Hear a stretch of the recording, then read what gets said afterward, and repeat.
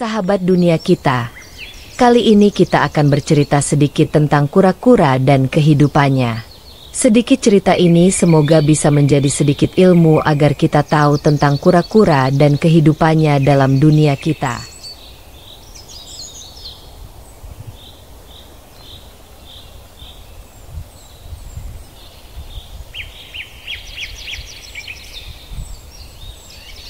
Kura-kura adalah hewan bersisik berkaki empat yang termasuk golongan reptil.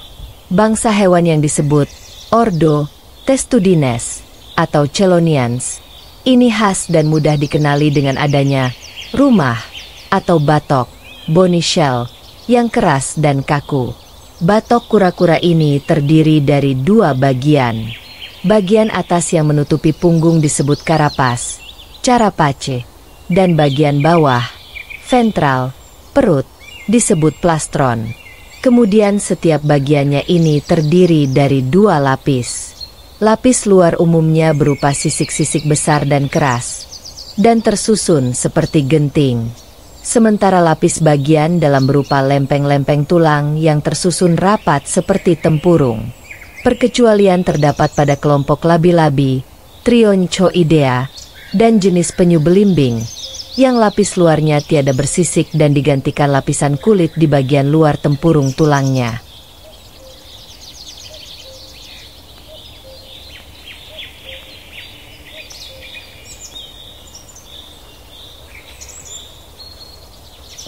Dalam bahasa Indonesia, kita mengenal tiga kelompok hewan yang termasuk bangsa ini, ialah penyu, bahasa Inggris, sea turtles, labi-labi atau bulus, freshwater turtles, dan kura-kura, tortoises.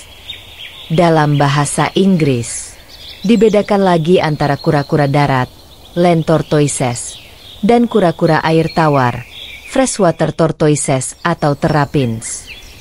Bagaimana batok kura-kura itu terbentuk dan berkembang dalam proses evolusinya, belum diperoleh keterangan yang jelas. Fosil kura-kura tertua kedua yang berasal dari masa Trias, sekitar 210 juta tahun silam, Proganochelis, telah berbentuk mirip dengan kura-kura masa kini. Perbedaannya, tulang belulang di bagian punggung belum begitu melebar dan belum semuanya menyatu membentuk tempurung yang sempurna. Kura-kura purba hidup dan berkembang kurang lebih sejaman dengan dinosaurus. Archelon, misalnya, merupakan kura-kura raksasa yang diameter tubuhnya dapat mencapai lebih dari 4 meter. Fosil kura-kura tertua yang ditemukan saat ini adalah Odontochelis yang hidup sekitar 232 juta tahun silam. Banyak jenis kura-kura yang hidup sekarang mampu menyembunyikan kepala, kaki, dan ekornya ke dalam tempurungnya, sehingga dapat menyelamatkan diri. Namun beberapa kura-kura primitif, seperti contohnya penyu, tak dapat menarik masuk anggota badannya.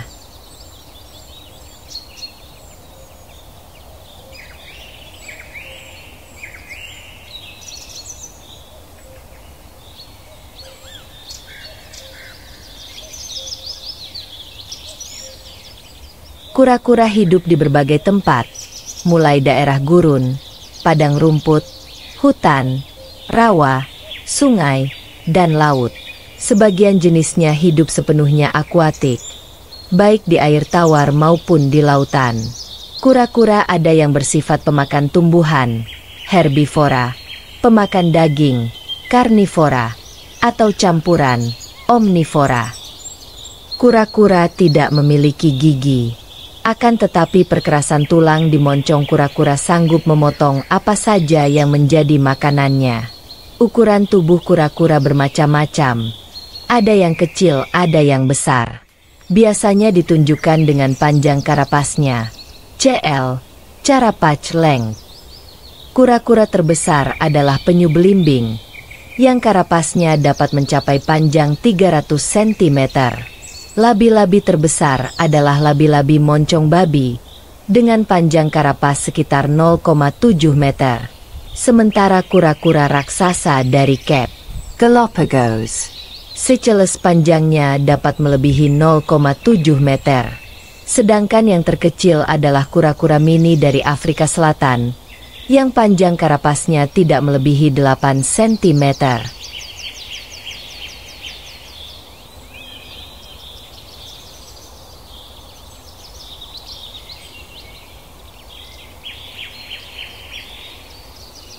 Kura-kura berkembang berbiak dengan bertelur, ovipar. Sejumlah beberapa butir pada kura-kura darat, hingga lebih dari 100 butir telur pada beberapa jenis penyu, diletakkan setiap kali bertelur. Biasanya pada lubang pasir di tepi sungai atau laut, untuk kemudian ditimbun dan dibiarkan menetas dengan bantuan panas matahari.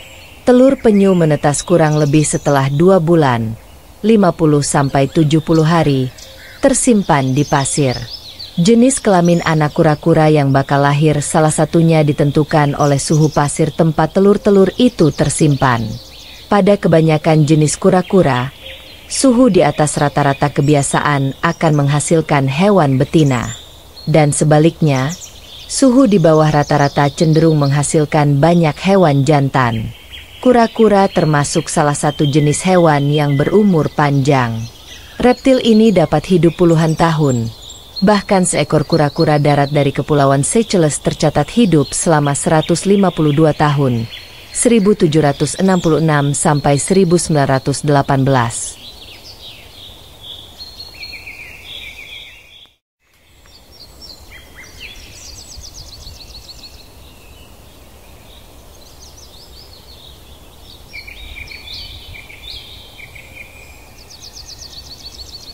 Kura-kura secara tradisional merupakan hewan yang akrab dengan manusia. Mitologi Hindu menyebutkan bahwa bumi ini disangga oleh 4 ekor kura-kura. Demikian pula, kisah kuno Adiparwa menceritakan bahwa kura-kura raksasa berperan penting menyangga gunung, yang diputar dan digunakan untuk mengaduk lautan, dalam mencari tirta amerta, air kehidupan. Labi-labi juga menjadi hewan yang disucikan, sehingga kerap dipelihara di kolam-kolam kuil Hindu atau tempat suci lainnya.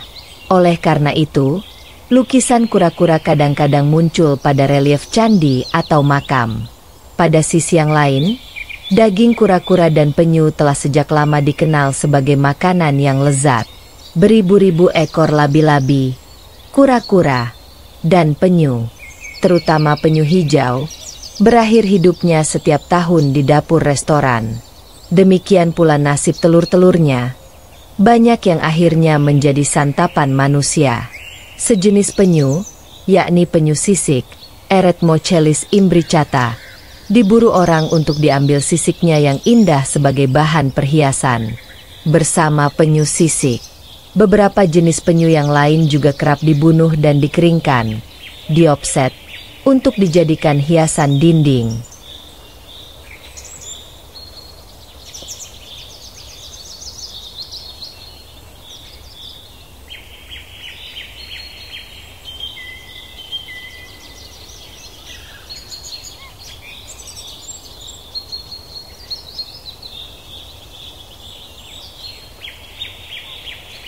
Nah, para sahabat dunia, kita mungkin sudah sedikit paham tentang alur cerita tadi.